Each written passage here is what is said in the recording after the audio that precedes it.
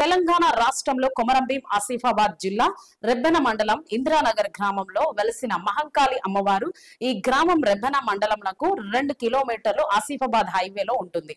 భక్తులు నమ్మకంతో కోరిన కోరికలు తీర్చే కొంగు బంగారం తల్లి ప్రతి సంవత్సరం ఆషాఢ మాసం శ్రావణ మాసంలో అమావాస్య పౌర్ణమి అమ్మవారి గర్భగుడిలోనికి అమ్మవారు ప్రశాంతంగా నిద్రపోతూ ఉంటుందని పూజారి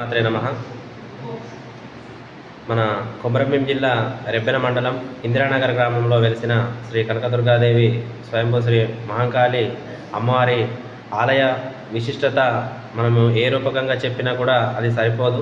ఎందుకు అంటే ఈ ప్రాంతం చాలా అదృష్టం చేసుకుంది. తెలంగాణ రాష్ట్రంలో ఇద్దరు అమ్మవారు కొలువైన రెండో చంద్రపూర్గా ప్రసిద్ధిగాంచిన ఈ ఆలయం మన కొమరంభీం జిల్లా రెబ్బెన మండలం ఇందిరానగర్ గ్రామంలో ఉంది. ఇద్దరు అమ్మవార్లు కొలువుదీరిన దేవస్థానం ఇది.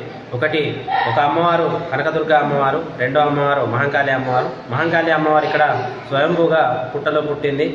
ఇక్కడ విశిష్టత ఏంటి అంటే అమ్మవారికి సంవత్సరంలో 2 సార్లు ఉత్సవాలు నిర్వహించడం జరుగుతుంది.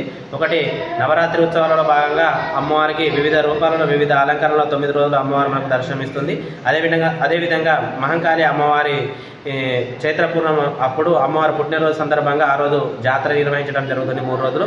చైత్ర పౌర్ణమి రోజు మా శివపార్వతుల కళ్యాణం, మరుసటి రోజు అమ్మవారి పుట్టినరోజు సందర్భంగా ఆ రోజు ఇక్కడ జాతర నిర్వహించడం, అమ్మవారికి బలులు ఇవ్వడం, వనభోజనాలు, అన్నదానాలు, ఎన్నో పల్లకి సేవలు నిర్వహించడం జరుగుతుంది. కావున ఇంతటి మహత్యాన్ని కలిగిన ఆలయాన్ని సందర్శించండి అందరూ.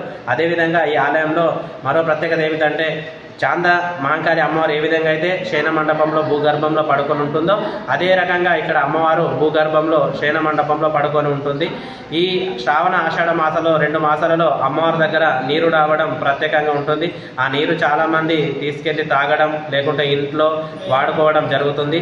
అదేవిధంగా ఈ ఆలయంలో మరో ప్రత్యేకత కాలభైరవ స్వామికి సంబంధించిన ఆలయాలు మన దగ్గర ఇది ఒకటి మనకు కనబడుతుంది. అదేవిధంగా శనీశ్వర ఆలయం, అదేవిధంగా అరుణాచల శివాలయం కలిగిన ఆలయాలు ఇక్కడ ఉన్నాయి.